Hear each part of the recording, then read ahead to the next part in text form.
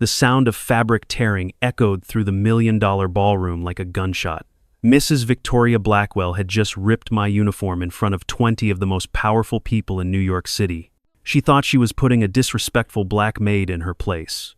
What she didn't know was that her son Cameron was watching from the balcony above, and what he did next would change everything. The humiliation I felt in that moment would spark a movement that reached the Supreme Court and transformed how America treats domestic workers forever. If you've ever been judged by the color of your skin or the work you do to survive, this story is for you. Drop a comment telling me what state you're watching from, and don't forget to subscribe to Black Stories Box for stories that prove dignity can't be destroyed, only revealed. My name is Jasmine Rivers, and I've been cleaning other people's homes since I was 16 years old. That was 12 years ago, back when my mother died of cancer and left me to raise my little brother Marcus alone. I'd been working for the Blackwell family for 3 years when everything changed on that cold December evening in 2024. The Blackwell mansion sat like a fortress on Fifth Avenue, 42 rooms of marble and mahogany that smelled permanently of expensive perfume and fresh flowers. I knew every corner of that house, every hidden stair and secret passage the staff used to stay invisible while the family lived their lives above us. Mrs. Victoria Blackwell was everything you'd expect from old New York money, perfectly pressed, permanently judgmental, and absolutely convinced that anyone who worked for her was automatically beneath her notice. She'd inherited her fortune from a railroad baron grandfather and wore her privilege like armor, protecting herself from any reminder that not everyone was born into luxury. But her son Cameron was different. Where Victoria saw obstacles to be overcome, Cameron saw problems to be solved. Where she saw people as functions, he saw human beings with stories worth hearing. I'd noticed him watching me sometimes when I cleaned the library where he worked on his urban planning degree from Columbia. It started small, the way most changes do. One Tuesday morning in November, I was dusting the shelves in his office when I overheard a phone call that made my blood run cold. Daniel, my father, just bought 3 more apartment buildings in the South Bronx, Cameron was saying into his phone. 200 families are going to be evicted before Christmas, so we can build luxury condos. I can't be part of this anymore. I froze with my cloth halfway to a crystal paperweight. This was exactly what had happened to my family when I was 14. Developers bought our building, raised the rent triple overnight, and forced us out into a homeless shelter where my mother's cancer got worse because she couldn't afford her medications. When Cameron hung up, he noticed me standing there. Instead of anger or embarrassment, his face showed something I rarely saw in that house: genuine concern. "Jasmine, did you hear?" That I nodded, not trusting my voice. In 3 years, no one in the family had ever asked my opinion about anything more complicated than whether the windows needed cleaning. "What do you think?" he asked quietly. "About what my family does to people." The question hung in the air like incense. I could lie, keep my job, stay invisible, or I could tell the truth and probably lose the only steady income Marcus and I had. I think I said carefully that when people have the power to help, choosing to hurt instead says everything about their character. Cameron stared at me for a long moment. "You're absolutely right, and I think it's time I stopped being complicit." That's when I heard the sharp click of heels on marble behind me. Victoria Blackwell stood in the doorway like a storm cloud in Chanel, her gray eyes taking in the scene with the precision of a prosecutor building a case. "Cameron, darling, why are you having philosophical discussions with the help?" The word help dripped from her lips like poison. I'd heard it thousands of times over the years, but somehow this time it felt different. Maybe because for the first time someone in this house had just treated me like I had something worth saying. Her name is Jasmine Mother, and she has a degree in sociology from Hunter College. I blinked in surprise. I'd never told him that. He'd somehow found out on his own that I'd finished my degree online while working 3 jobs to keep Marcus and me afloat. Victoria's smile could have cut glass. "How? Interesting. Jasmine, dear, could you please focus on your actual duties? The silver needs polishing before tonight's party." As she glided away, Cameron looked at me with something that might have been respect. "We should talk more about urban policy sometime," he said quietly. "I think you understand things about this city that I'm still learning." I spent the rest of that day thinking about his words. For 3 years I'd been a ghost in their house, seen but not acknowledged, present but not included. Suddenly, one conversation had made me feel human again. I should have known that feeling wouldn't last. I should have recognized that Victoria Blackwell had made her fortune by eliminating threats to her carefully constructed world, and I should have realized that a black woman who made her son think was exactly the kind of threat she'd never tolerate. But I was so hungry for respect, so tired of being invisible that I missed all the warning signs. The way Victoria's eyes followed me after that conversation, the sudden questions about my background, my education, my ambitions, the way she started finding fault with work that had been perfect for years. I was so focused on the possibility of being seen as more than just hired help that I didn't notice the trap being set around me. By the time I realized what was happening, it was too late to run. The warning came from an unexpected source 3 weeks later. Elena Martinez, the head housekeeper who'd worked for the Blackwells for 15 years, found me in the laundry room folding sheets. "Mija," she said quietly in her slight accent, "be careful around La Señora. She's been asking questions about you." I looked up from the Egyptian cotton I was folding. "What kind of questions about your family, your education, where you live?" "Yesterday she called Columbia University to verify you really graduated." Elena's weathered hands worked nervously with the corner of a towel. "In 15 years I've never seen her care enough about any of us to check our backgrounds." A chill ran down my spine. "What do you think she's planning?" "I think she sees you as a threat. The way her son talks to you, asks your opinions. It's not normal for this family. They don't see us as people with thoughts worth hearing." That evening, Victoria called me into her private sitting room, a space I'd only entered to clean, never to be spoken to. The room was all cream silk and antique furniture, with family portraits dating back to the Gilded Age staring down from every wall. "Jasmine, please sit." Her voice was honey over razor blades. I perched on the edge of an uncomfortable chair, while she remained standing a power play as old as time. "I understand you've been having interesting conversations with Cameron about city planning and social policy. He asked my opinion, ma'am." I just answered honestly. "Of course you did." She moved to the window overlooking Central Park, her reflection ghost-like in the glass. "You know I hired you because you seemed like a sensible girl who understood her place in our household. Reliable, quiet, respectful. The past tense wasn't lost on me. But lately, I've noticed you seem to have expanded ideas about your role here." I kept my voice steady. "I clean your house, Mrs. Blackwell. That's my job and I do it well." "Yes, you do. But you also seem to think your job includes advising my son on matters far beyond your understanding or station." There it was, the word that revealed everything. Station.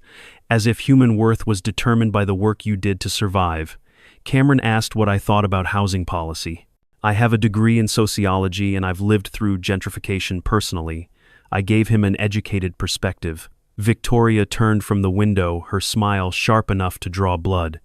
Educated perspective. How charming. She opened a drawer in her escritoire and pulled out a checkbook. "Tell me, Jasmine, what would it cost for you to take that educated perspective somewhere else?" She wrote a number on the check that made my breath catch. $50,000. Enough to get Marcus through his senior year of high school without me working multiple jobs. Enough to maybe even start the social work degree I'd been dreaming about. "All you have to do is resign your position here and promise never to contact Cameron again. Simple business transaction." I stared at the check, my mother's voice echoing in my memory. "Baby, there's a difference between earning money and selling yourself. Make sure you always know which one you're doing."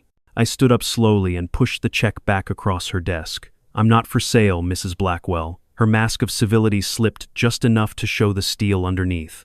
"Everyone has a price, dear. I just haven't found yours yet. You never will." She studied me like I was a particularly interesting insect she was considering crushing. "We'll see about that. You know we're having a charity gala tomorrow night. 50 of New York's most influential families. I hope you'll be working the event. I think it would be educational for you to see how real society functions." The threat was crystal clear, even wrapped in politeness. She was planning something for tomorrow night, something designed to put me back in what she considered my place. I should have quit right then. Should have walked out of that house and never looked back. But I needed the job, and more than that, I needed to prove to myself that I wouldn't be intimidated into silence. "I'll be there, ma'am." "Excellent. And Jasmine, do wear your best uniform. First impressions are so important." As I walked back to the servants' quarters, Elena was waiting in the hallway. One look at my face told her everything. "She offered you money to leave," I nodded. "And you said no." I said no. Elena crossed herself. "Dios mío, mija, you have no idea what you've done." But I was starting to understand. Victoria Blackwell had built her life on the assumption that everyone and everything could be controlled, bought, or eliminated. I'd just proven that assumption wrong, and powerful people don't handle being wrong very well. That night I lay awake in my small room listening to Marcus practice violin in the apartment we shared in Queens. He was 17, brilliant, and counting on me to get him through high school so he could earn the scholarships that would change our family's trajectory forever. Tomorrow night, I would put on my black and white uniform and serve champagne to people who spent more on a single bottle of wine than I earned in a month. Victoria Blackwell would make her move whatever it was, and I would have to decide how much dignity was worth when measured against survival. I fell asleep thinking about my mother's funeral, how the rich families she'd cleaned for hadn't sent so much as a flower, how invisible we were to them even in death. I had no idea that tomorrow night that invisibility would be shattered forever. The charity gala was everything you'd expect from New York's elite, crystal chandeliers casting rainbow patterns across marble floors, servers in crisp uniforms carrying trays of champagne that cost more per bottle than most people earned in a week, and the soft murmur of conversations that decided the fate of millions of dollars with the casualness of discussing the weather. I moved through the crowd like a shadow, just as I'd been trained to do. Invisible until needed, silent unless spoken to, efficient without being noticed. The other staff members, Elena, 2 other housekeepers, and 3 servers hired for the evening, performed the same choreographed dance we'd perfected over years of similar events. But tonight felt different. I could sense Victoria watching me from across the room, her gray eyes tracking my movements like a predator studying prey. She looked magnificent in a midnight blue gown that probably cost more than I'd earned in the past 2 years, diamonds at her throat, catching the light every time she turned her head. The guest list read like a who's who of American power: Senator Patricia Williams, real estate mogul Donald Richmond, fashion designer Alexandra Stone, and Judge Marcus Thompson, among others. These were the people who shaped policy-controlled markets and decided which neighborhoods would thrive and which would be demolished for progress. Cameron worked the room with the easy confidence of someone born to privilege, but I noticed how his conversations kept turning to housing policy and urban development. He was using his family's party to actually try to change minds about affordable housing initiatives. It would have been admirable if it weren't so dangerous. Around 10 p.m. as dessert was being served, Victoria clinked her crystal glass with a silver spoon. The sound cut through the conversation like a bell, and gradually the room fell silent. Ladies and gentlemen, thank you all for joining us tonight for this wonderful cause. Your generosity will help so many deserving families in our community. Polite applause rippled through the room. I was standing near the kitchen doors, ready to help clear plates, when Victoria's voice rang out again. Before we conclude this lovely evening, I'd like to share something special with you all. Earlier today, my son Cameron presented me with a fascinating report about urban housing policy. The author has some very interesting perspectives on how we should address New York's housing crisis. My blood turned to ice. She wasn't going to. The report was written by someone with very personal experience in these matters. Jasmine, dear, could you please step forward? Every head in the room turned toward me. 50 pairs of eyes representing more wealth and power than most people could imagine, all focused on the black woman in the maid's uniform standing by the kitchen door. I had a choice. I could pretend I didn't hear her, slip into the kitchen and hide until this was over, or I could step into the light and face whatever she had planned.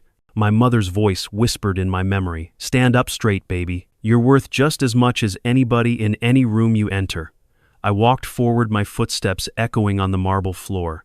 The crowd parted slightly to let me through, but I could feel their discomfort at this breach of the usual order.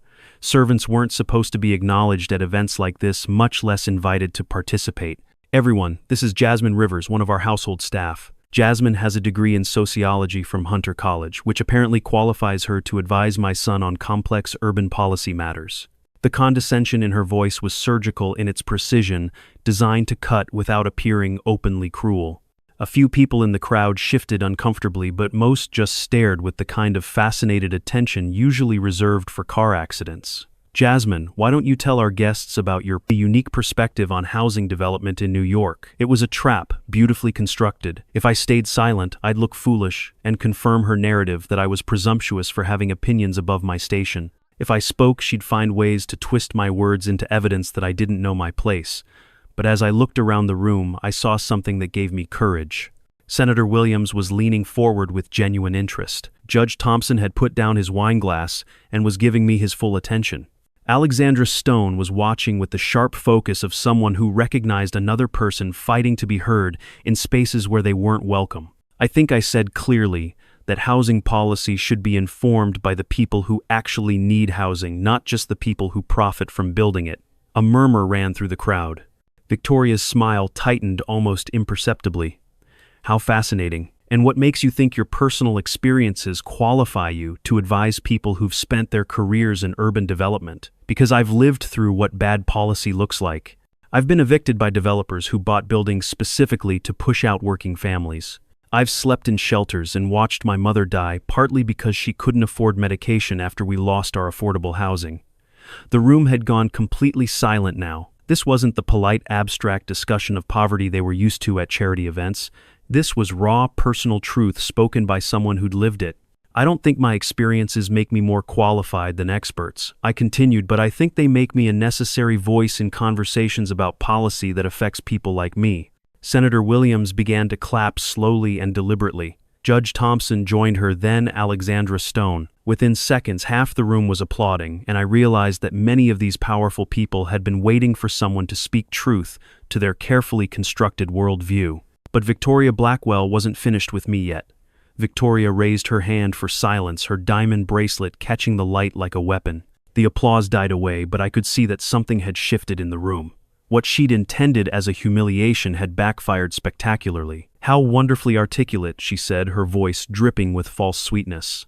"Though I do think it's important to remember that personal experience, however tragic, doesn't necessarily translate to policy expertise." She stepped closer to me, close enough that I could smell her expensive perfume and see the calculation in her eyes. "Tell me, Jasmine, in your expert opinion, what should families like mine do with property we've owned for generations? Should we simply give it away to be fair?" It was a loaded question designed to make me look either naive or vindictive, but I'd been thinking about this exact issue since my conversation with Cameron weeks ago. I think families with generational wealth have a responsibility to consider how that wealth affects their communities, not giving it away, but investing it in ways that lift people up instead of pushing them out. How noble. And if that reduces the value of our investments, then maybe that's the cost of living in a just society. The words hung in the air like a challenge. Victoria's mask of civility was starting to slip, and I could see the fury building behind her perfectly applied makeup. "A just society," she repeated slowly. "How interesting that you think you have the moral authority to lecture people who've built their lives through hard work and good decisions. I'm not lecturing anyone, ma'am. You asked my opinion, and I gave it. Your opinion." She turned to address the room. "Ladies and gentlemen, this is exactly the problem with our current social discourse. People confuse having opinions with having expertise. They mistake personal grievances for universal truths." Judge Thompson cleared his throat. "With respect, Victoria, Miss Rivers seems quite well informed. Her points about community impact are worth considering." Victoria's head snapped toward him with predatory focus. "Marcus, surely you don't think household staff should be setting housing policy. I think anyone with relevant education and lived experience should have a voice in policy discussions regardless of their current employment." I felt a surge of gratitude toward the judge, but Victoria was far from finished. If anything, his defense seemed to inflame her further. "Current employment," she repeated. "Yes, let's discuss that." She turned back to me with a smile that made my skin crawl. "Jasmine, dear, would you mind telling everyone exactly what your current employment entails?" My stomach dropped. This was the real trap, the one I should have seen coming. "I'm a housekeeper, ma'am. A housekeeper. You clean toilets, dust, furniture, and wash dishes.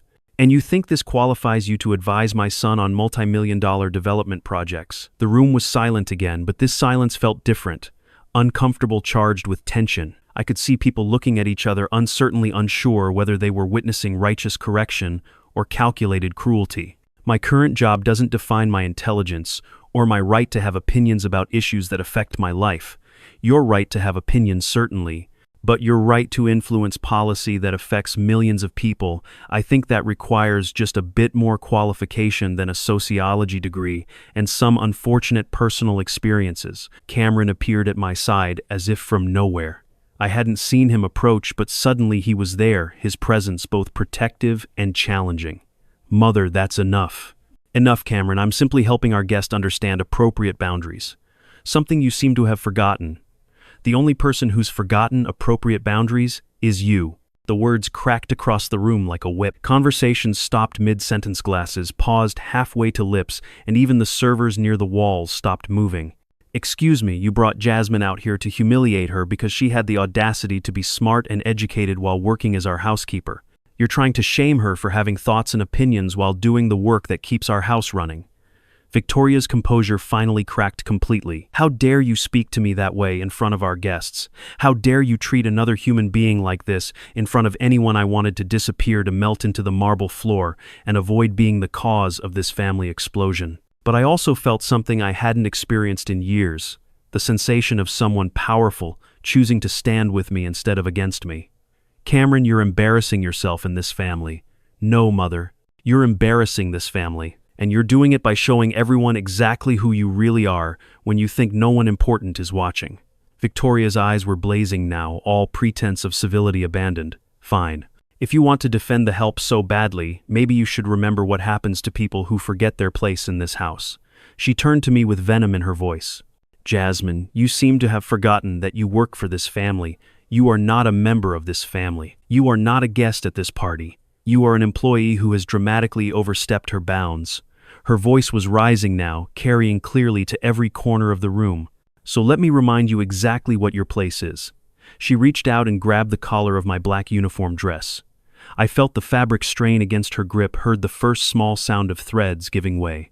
"Mother, don't you dare." But it was too late. With a violent jerk, Victoria Blackwell ripped the front of my uniform open, exposing my bra and leaving me clutching the torn fabric to my chest in front of 50 of the most powerful people in New York City. The sound that ripped through the room wasn't quite a gasp and wasn't quite a scream. It was the sound of a line being crossed that couldn't be uncrossed, of civility being murdered in front of witnesses. And in that moment, as I stood there exposed and humiliated, holding torn fabric against my body while camera phones started appearing in hands throughout the crowd, I realized that Victoria Blackwell had just made the biggest mistake of her privileged life. The silence that followed the tearing of my uniform lasted maybe 3 seconds, but it felt like an eternity. I stood there clutching the torn fabric to my chest, feeling the eyes of 50 powerful strangers on my exposed skin, while my brain struggled to process what had just happened.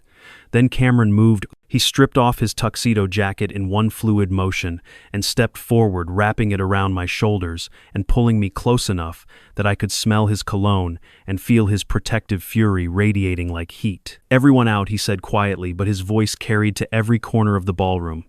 "Party's over." "Cameron, you can't," Victoria started. "Get out." The roar that came from Cameron's throat made several people actually step backward. "All of you leave this house right now." But instead of leaving, something unexpected happened. Senator Williams stepped forward, her phone already in her hand.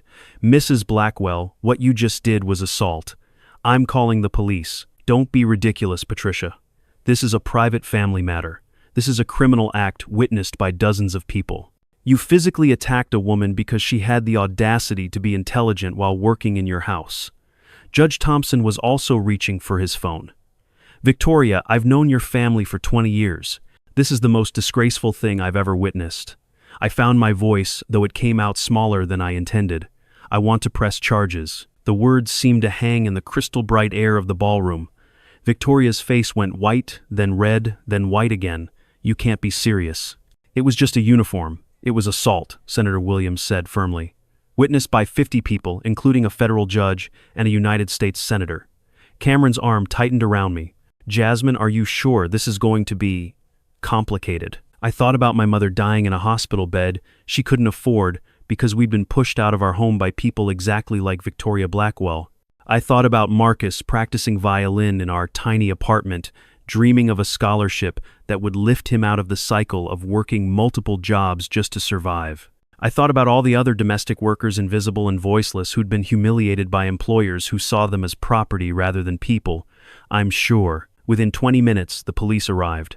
2 officers, both looking overwhelmed by the sheer wealth on display in the Blackwell mansion, took statements from a dozen witnesses. Victoria kept insisting it was all a misunderstanding, that I was being dramatic, that surely we could resolve this privately. But Senator Williams had already posted about the incident on Twitter, and Judge Thompson was giving a statement to the New York Times reporter who'd somehow appeared at the door within minutes of the police. Elena found me in the kitchen afterwards, still wearing Cameron's tuxedo jacket over my torn uniform.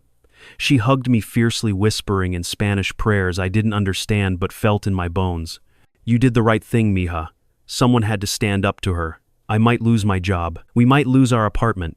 Marcus will be proud of his sister for showing him that dignity is worth fighting for." Cameron appeared in the kitchen doorway, his bow tie hanging loose around his neck, his hair disheveled from running his hands through it. "How are you feeling?" "Terrified," I said honestly. "Your mother isn't going to let this go. Neither am I." He sat down across from me at the small kitchen table where the staff usually ate lunch. "Jasmine, I want to offer you a job." "What kind of job?" "Director of Community Outreach for Blackwell Development. 6-figure salary, full benefits, and complete authority over our affordable housing initiatives." I stared at him. "Your father will never approve that.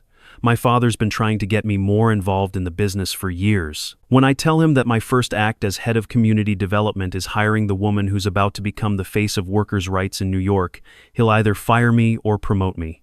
"And if he fires you?" Cameron smiled, and for the first time since I'd met him, he looked truly happy. "Then I'll start my own development company with someone who actually understands what this city needs." Over the next 3 days, everything changed. The video of Victoria tearing my uniform, captured on multiple phones, went viral with the hashtag number Dignity Not Charity. News outlets picked up the story, framing it as everything from class warfare to feminist empowerment to racial justice. I gave interviews to CNN, NPR, and The Washington Post. Each time I tried to steer the conversation away from personal revenge and towards systematic change. This wasn't about destroying Victoria Blackwell. It was about ensuring that no other domestic worker could be treated like property. The Domestic Workers Alliance offered me a position as their national spokesperson.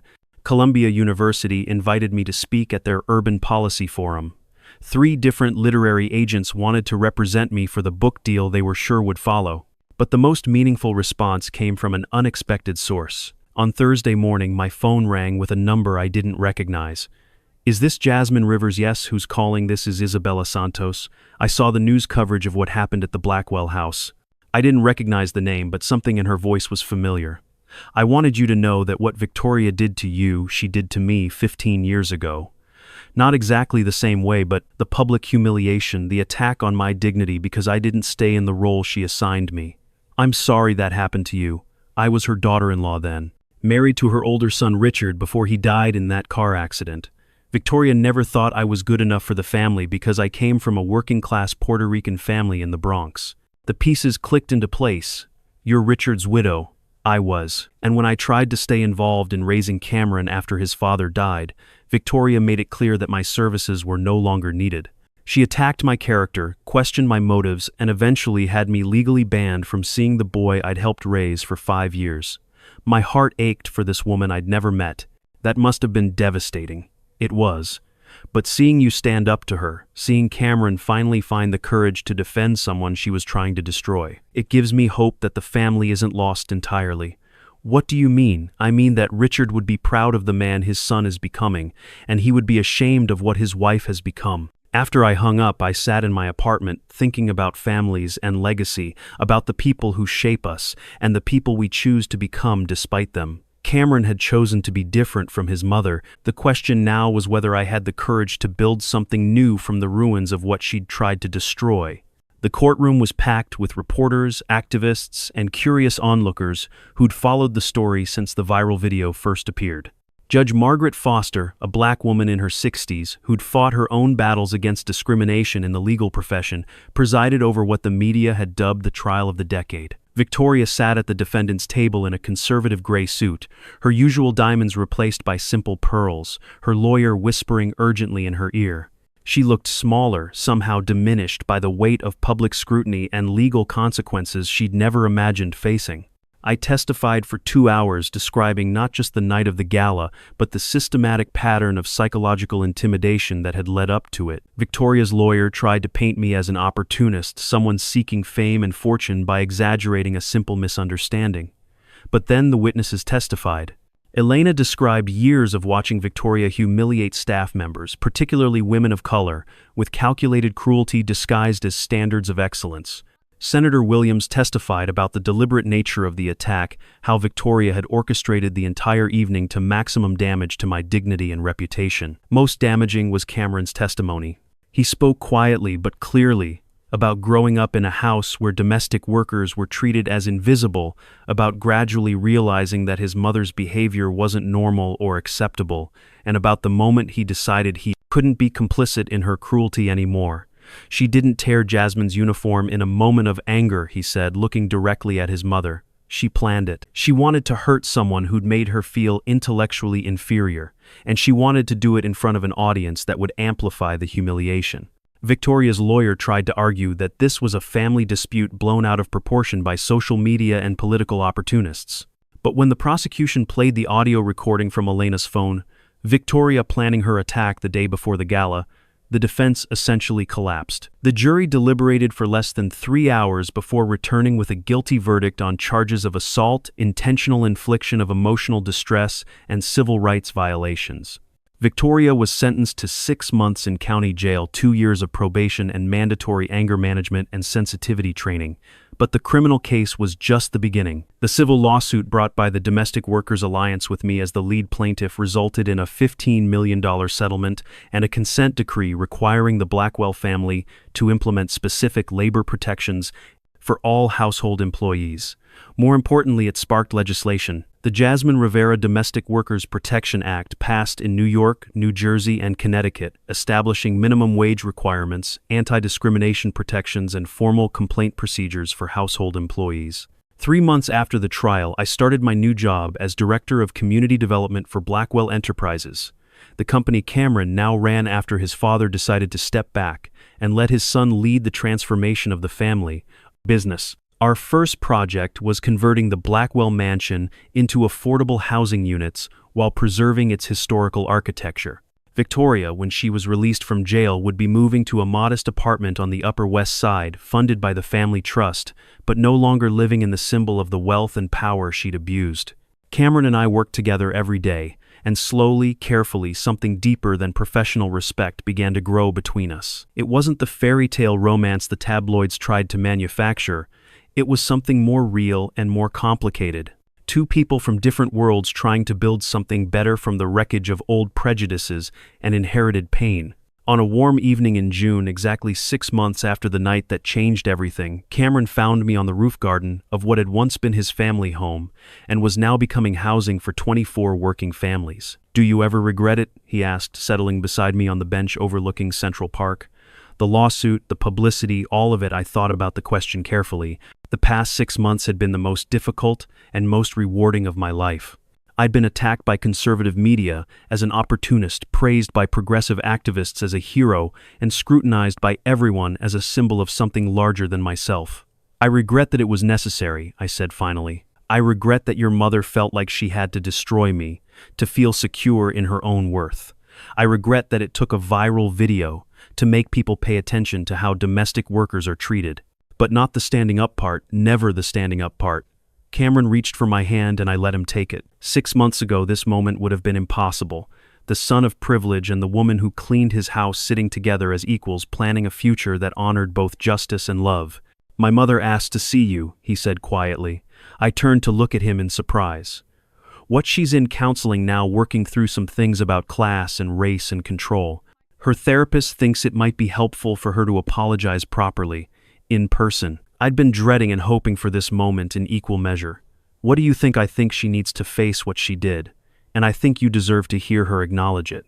The meeting happened a week later in the visiting room of a community center where Victoria was doing her court-mandated volunteer work, serving meals to homeless families, learning firsthand about the housing crisis she'd helped create through decades of development policies that prioritized profit over people. She looked different.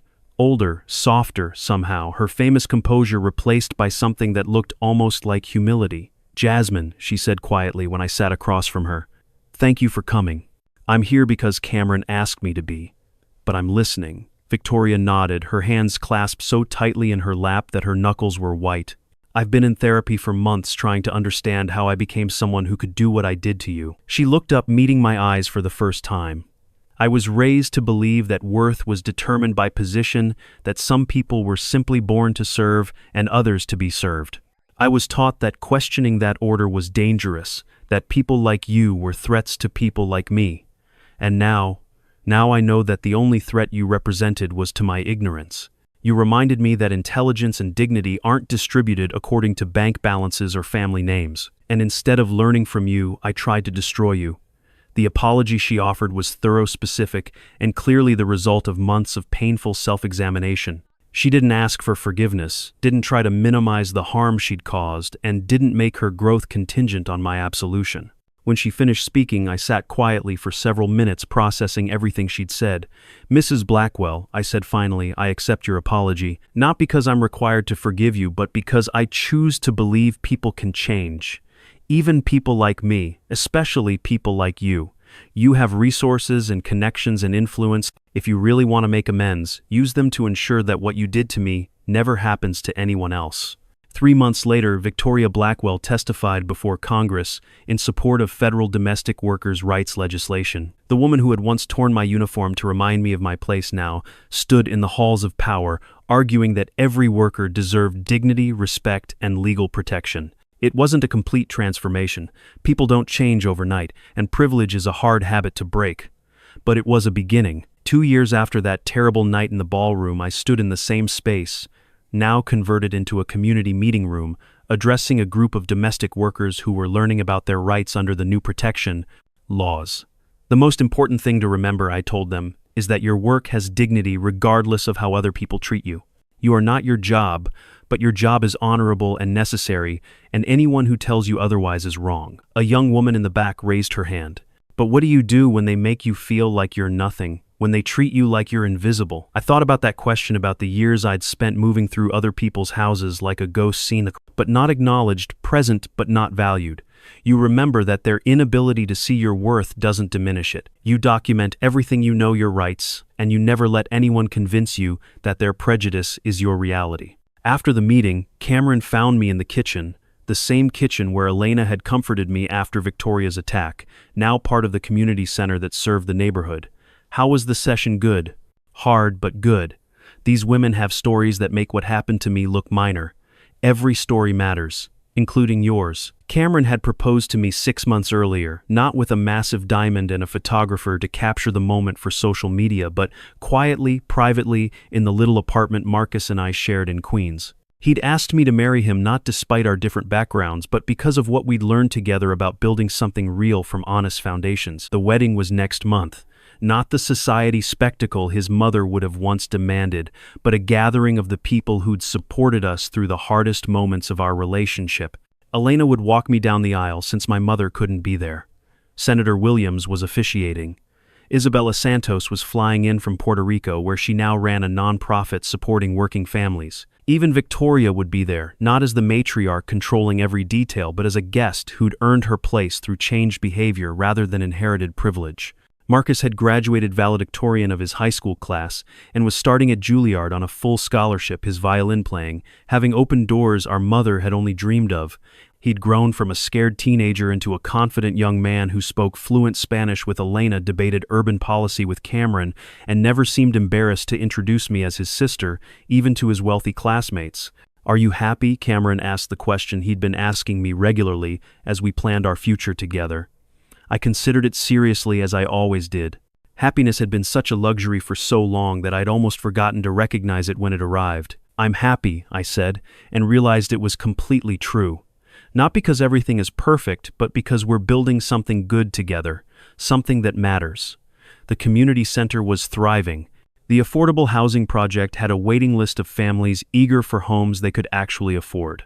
The Domestic Workers' Rights Organization had expanded to 12 states. Columbia University had offered me a full professorship in their urban policy program starting after I finished the PhD they were funding. My book about the experience, Torn and Whole Domestic Workers' Journey to Justice, Deus, had become a bestseller, with all proceeds going to support other workers facing discrimination.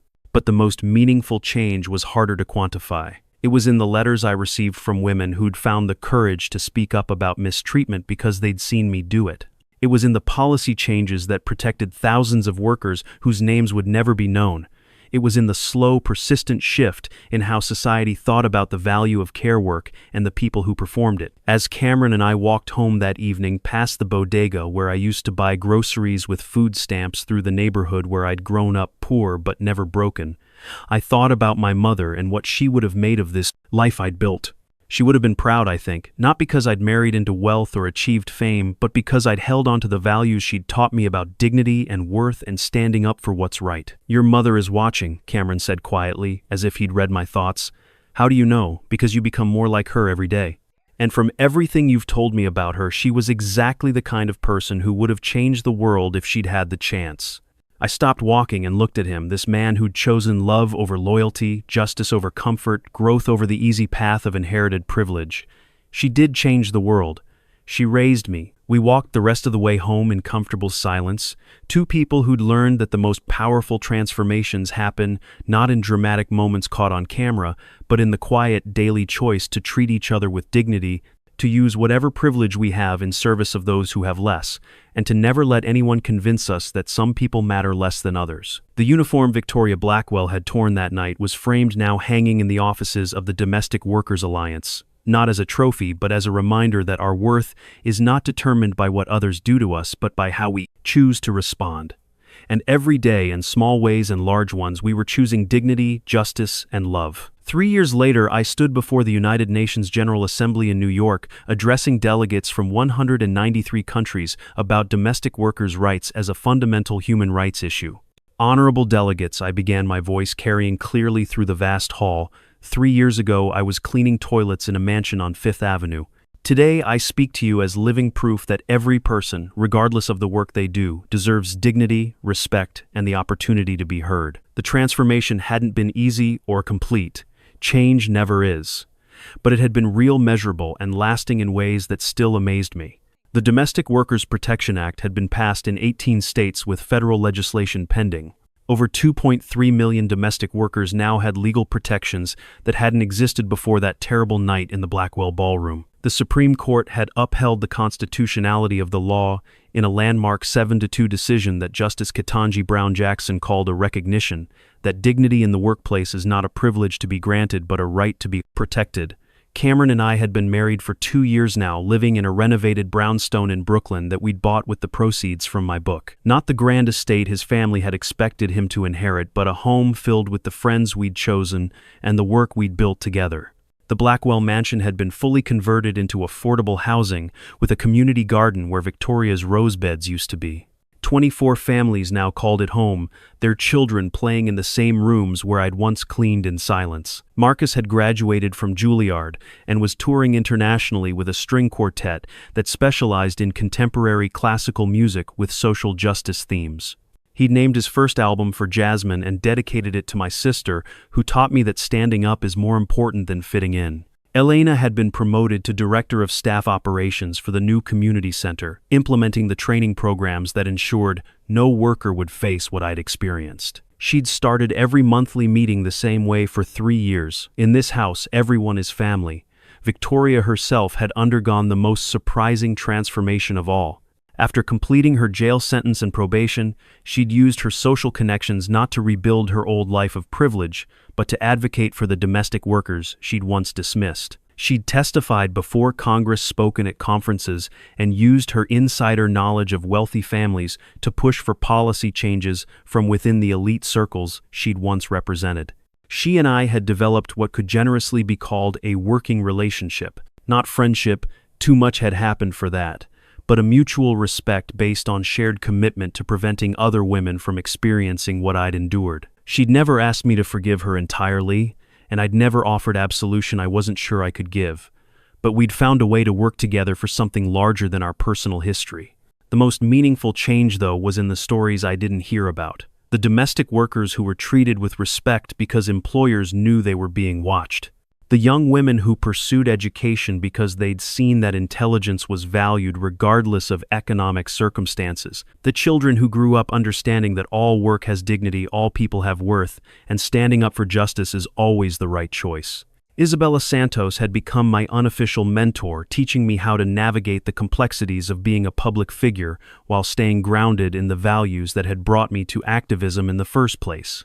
She'd moved back to New York and was working with Cameron to develop affordable housing projects throughout the city. My doctoral dissertation, From Invisibility to Agency, Domestic Workers and Social Change in Urban America, had been accepted for publication by Harvard University Press. Columbia had offered me tenure track, but I decided to split my time between teaching and direct service, working with individual domestic workers while also shaping policy at the national level. The hate mail still came, though less frequently now. Conservative commentators still occasionally accused me of being a professional victim or social justice warrior. But for every angry letter, I received 10 from women who'd found their voices, families who'd found homes, and young people who'd found hope in the possibility of change. At the UN, after my formal address, a young delegate from Ghana approached me. "Miss Rivers," she said, "I wanted to thank you. Your story inspired legislation in my country that protects domestic workers from abuse. My own mother worked as a house cleaner and she faced treatment similar to what you described. Because of your courage in speaking out, other women won't have to suffer in silence." These were the moments that made everything worthwhile. Not the fame or the recognition, but the concrete knowledge that speaking truth to power had created ripple effects that reached people I'd never meet in places I might never visit. As I flew home to New York that evening, I thought about the journey from that terrible night in the ballroom to this moment of international recognition. It hadn't been a straight line from victim to advocate, from humiliation to empowerment. There had been setbacks, moments of doubt, times when I'd wondered if the cost of standing up had been too high. But sitting in that airplane looking down at the lights of cities where domestic workers were going to sleep with legal protections that hadn't existed 3 years earlier, I knew that every difficult moment had been worth it. Cameron met me at the airport with flowers, and Marcus, who'd driven down from a concert in Boston just to welcome me home. As we walked through JFK, the same airport where I'd arrived from overseas assignments as a journalist in what felt like another lifetime, I thought about the power of moments to change trajectories, the courage required to turn personal pain into public progress, and the responsibility that comes with any platform to speak for those who can't speak for themselves. "How did it go?" Cameron asked, as we drove home through the city where I'd grown up poor, found my voice, lost my invisibility, and learned that dignity is something no one can take from you. They can only convince you to give it up.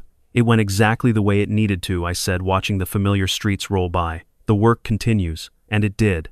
Every day, in small ways and large ones, the work of building a more just world continued. In courtrooms and classrooms, in policy papers and personal conversations, in the daily choice to treat each other with the respect that should be every human being's birthright.